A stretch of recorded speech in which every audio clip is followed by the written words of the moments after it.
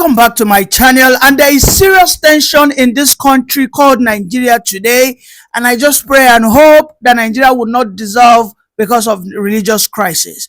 Would you believe that the America just recently exposed to Tinubu that the Sultan, this is so difficult for me to do, but as we discuss on this platform, we will analyze any political issue that comes to the fore, and in this way I am not in any way calling the Sultan the Hitler. I am only here to report and of course to discuss.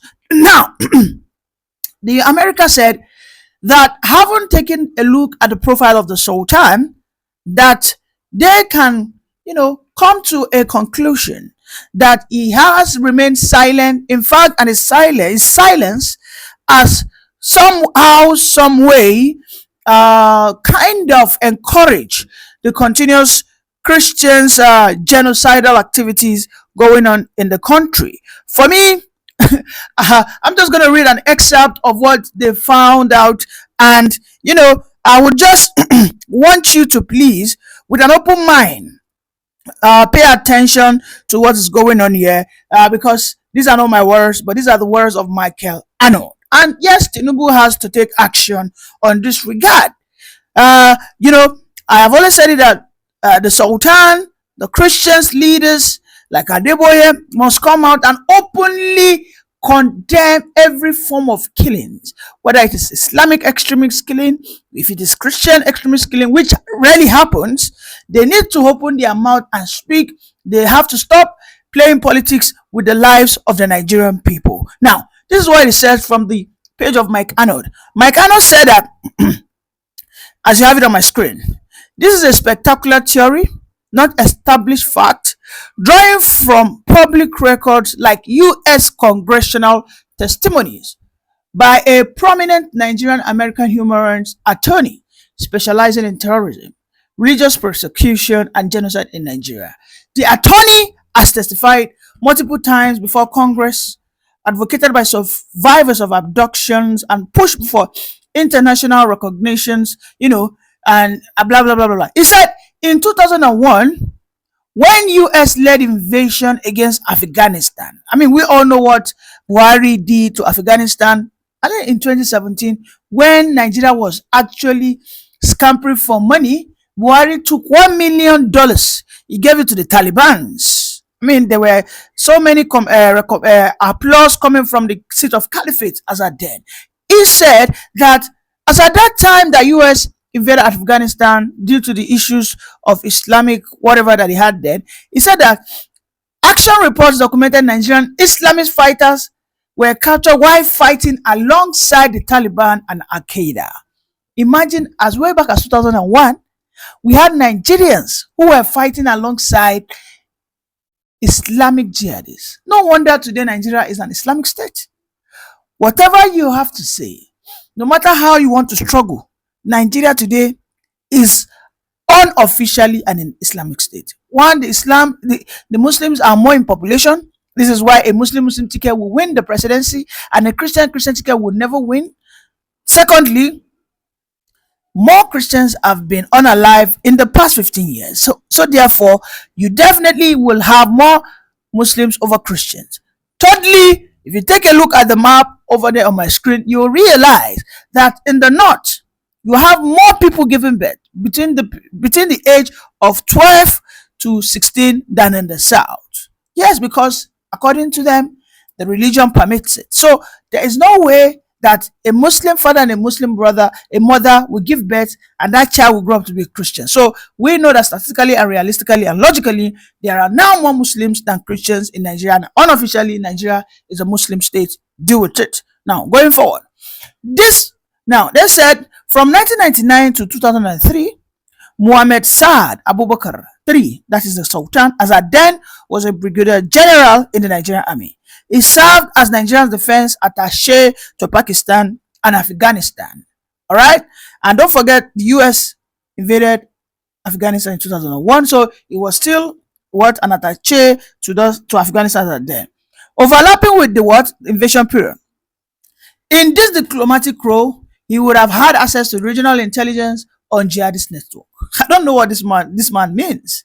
but he would have had regional intelligence. But by 2002, the Nigerian Taliban, later known as Boko Haram, emerged. Wow, in northeastern Nigeria, but the Sultan is from the northwest. So I don't know how these two kinds of, connect. Establishing compounds model after Afghanistan Taliban stronghold. Testimonies linked this group to return fighters who imported tactics like suicide bombings, attacks on education, positioning Boko Haram as one of the deadliest terrorist organizations globally by 2012. Agree. But in 2006, the Abubakar, who is the new Sultan, retired from the military and became the Sultan of Sokoto, inheriting leadership of the Sokoto Caliphate. I mean, we all know the stories of Sokoto Caliphate, how the Madam Fodio went around, who led the jihad, cleansed the corruption supposedly inside the already existing Islam in the northern Nigeria as a then. Now, he holds significant influence over northern emirs, Islamic affairs, and regional security discussions, no doubt. And this is why you see me. I have always said it, that we need to see the Sultan go out there, have campaigns, like intentional campaigns against Boko Haram, intentional campaigns against ISWAP. Yes, it is not enough for the Sultan to just say that attacks against Boko Haram is an attack against the North, or attacks or the Boko Harams. No, it is these are it's not enough. The Sultan must be intentional. Yes, he must be intentional, which is he has to begin to have voice recordings, preachings, referencing the Quran. Now, what these people are doing is anti-Islam. We are against it. He must give that open approval for whoever is on the seat of power to go for those people openly and annihilate them in their totality. All right? Because right now, today, that the Sultan is saying that there's no Christian genocide, people will term it as if he is defending some people. No. In fact, the father of Muslim in this nation must openly condemn everything that has caused Christians killings. He has to do it. Not in a way whereby his response looks like an attack or like a defense of these people. Now, moving on. Under his tenure, violence has escalated, including Boko Haram 2012. Well, the Sultan is not the president, mind you, but let's go on. Ultimatum, he said, including Boko Haram 2012 ultimatum for Christians to leave or face death, leading to targeted killings, church bombings, and displacement of thousands. Example, the Christianization of neighborhoods in Yobe State with refugees fleeing to Cameroon. Additional patterns include Fulani herdsmen attacks. Overall, more than 10,000 deaths since 2009, abduction like the Chibok girls, despite public condemnation of specific incidents. For example, in 2002, Deborah Samuel Inyang, the Sultan authority could theoretically intervene to curb the violence, yet it has intensified, suggesting possible passive enablement or deeper sponsorship under this theory. The connections, the Afghan overlap could have facilitated the transfer of jihadist expertise. The Sultan's dual military and religious roles might have reached global networks to local proxies like Boko Haram. Listen, everything that man said are theories, and I don't believe with everything, because we must understand that the Sultan is not the president. The president is the person that has everything on the table. Tinubu, right now, you have been told that you need to question some element. Now, you as the president, you have to have the courage. Otherwise, I would say maybe Tinubu also is complicit. But we must understand that whatever the Americans say, whether it is controversial, whether it is non-controversial, we understand that they have the superior knowledge, they have the superior technology, they have the superior information. In fact, don't be surprised America will even tell us our history as a nation. Yes. So most of us don't even know our history in this country. When you ask the Benin people, what is your history? When you ask the Yoruba people, the Igbo people, even the Fulani people, when you ask them, you will find out that those that truly wrote their histories are foreigners. These are people that invaded us. And when you ask them, stories, they documented it, because as at then, we hardly wrote things down. But you see, today, this revelation of maybe someone is an Hitler, maybe someone is silence, is enabling the continuous killing, maybe his reactions against the Christian Association of Nigeria will be termed as being defensive towards the expose of the Islamic extremism. It begs to be questioned, and the president of Nigeria must find a solution, a permanent solution to it, which I myself will suggest today. I believe the first thing that must be done is the state police, and I have called countless times that the Sultan must please use his seat of power. Yes, we agree. He's the most superior traditional ruler in Nigeria today, whether you like it or not. Whether you like it or not. The seat of caliphate, the Sultan of Sokoto, is the most powerful traditional ruler in this country. We beg him to please begin to speak in favor of state police. He needs to, because if he truly wants peace to return across the country, because after all, the Sultan has said that Nigeria, we will never be splitted. No external force can scatter us. That we are one family. So he should please understand that we all need to have internal security. We need, and we want him to push for it. We want him to push for it. The last time that we had constitutional amendments, forums and symposiums and seminars across the country, there were town halls.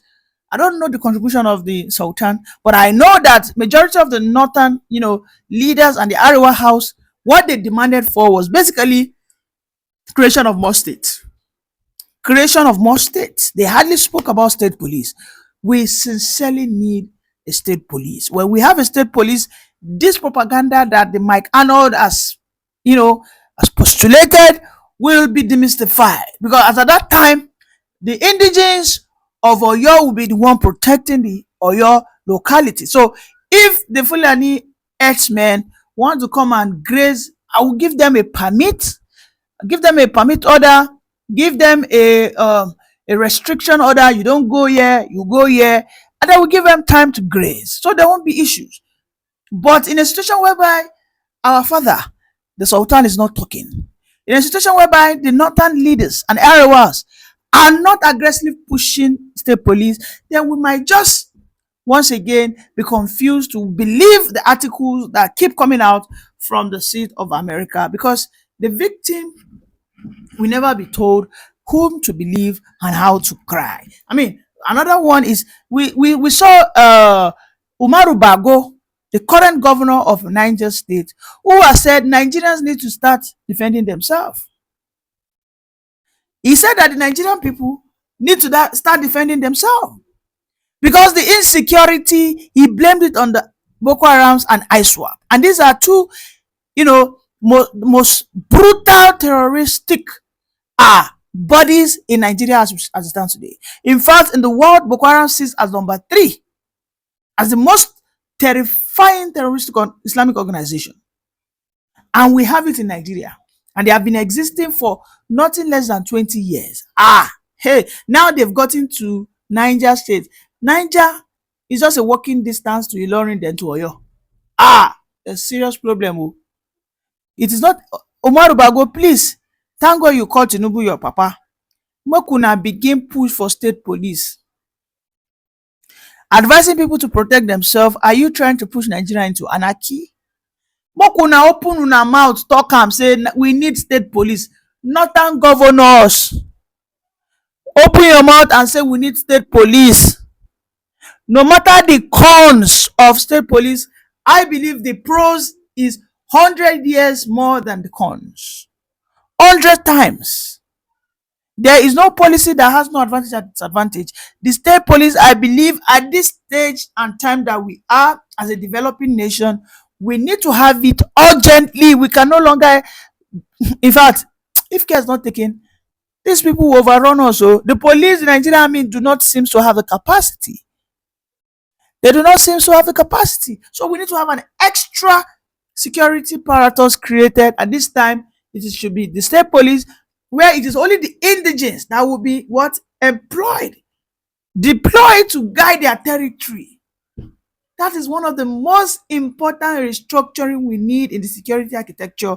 And I call on the Sultan I call on the big pastors and alphas out there, meet Tinubu, that we need this, call out the senators. We need to have the state police implemented before the end of this year, because it seems this campaign of the America is not going to stop. And I'm afraid that if we do not handle this professionally and well, maybe it is time for the Nigerian hypocrisy that we are one to be exposed. Thank you. I am going to quote, not a journalist, but an authority apparently. How to identify a hypocrite. Their voice is so loud, condemning injustice against Muslims in USA, yet very silent in condemning genocide of Christians in Nigeria. And that person that said that a couple years ago was Reno Omokri, and he's multiple quotes, tweets like that. He made this a very big issue about Christian genocide in Nigeria not that long ago. And according to all the observers and all the organizations and watchdogs, they say it has not improved, that the death toll is higher. So I don't know what's dramatically changed, that he was adamantly, repeatedly calling it a Christian genocide in Nigeria. The only thing I know that's changed is the administration and his employer. So. Sorry, employer? I don't have an employer. I think it's disrespectful to say that. I don't have an employer. However, that was under the Buhari administration. And under the Buhari administration, as you all know, I was an opposition to that administration because the president had made a statement. And that statement, and I'm going to quote that statement verbatim, where he had said that those who gave me 5% of the votes cannot be treated the same way as those who gave me 97% of the vote.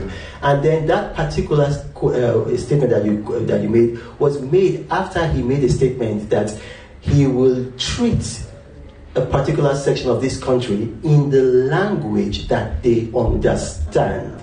And as a result of that, Twitter, now called X, what they did was that they deleted that post, and the Nigerian government retaliated by shutting down Twitter in Nigeria. So it was a response to that. It would have made sense if you say trivializing killings and insecurity. That means you are, you are abusing the sensitivity of Nigerians. Then we would, if we had said so, we would feel bad about that, which we never did. But if it is because we said the so-called Christian genocide, I want to say for the opt-in time, I still maintain the narrative that there is a Christian genocide is a so-called, is false, misleading, agenda-based, and tended towards destroying this country. So to be honest with you, Daniel, there are a lot of people in this country who would agree with your assessment. Right. But that's not the issue.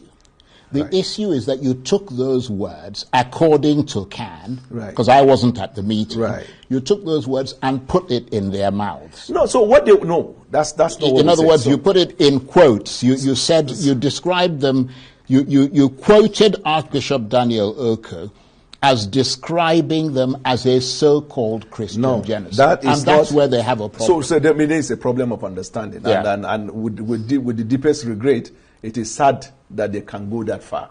Because if we intended to get them to cause something like that, would we have issued the statement in which everything they said was contained there? Would we have released the video in which everything... You see, let us not politicize this issue. I want a constructive dialogue.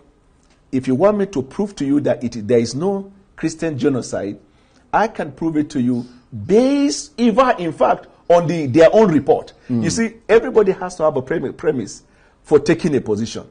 The report they relied on, because I didn't even know. So in the course of our conversation, the director of media, I think he's an archbishop, and with the greatest respect to them, he now asked me, have you by chance come across a report by Observatory for Religious Freedom in Nigeria? And I've never come across that. So he read certain facts from his phone, from that report. Then I told him I undertake that I will read the report. Honestly, when I read this report, that report strengthens our own case as a government. Let me even tell you briefly. First of all, because I'm a researcher, I love research. Anybody who believes in research will look at the methodology of the research. In the methodology of that research, they said, number one, They received data, one from their own researchers, from local media, from NGO, and then the third one, they said development partners whose names are withheld for security reasons. In that same report, they said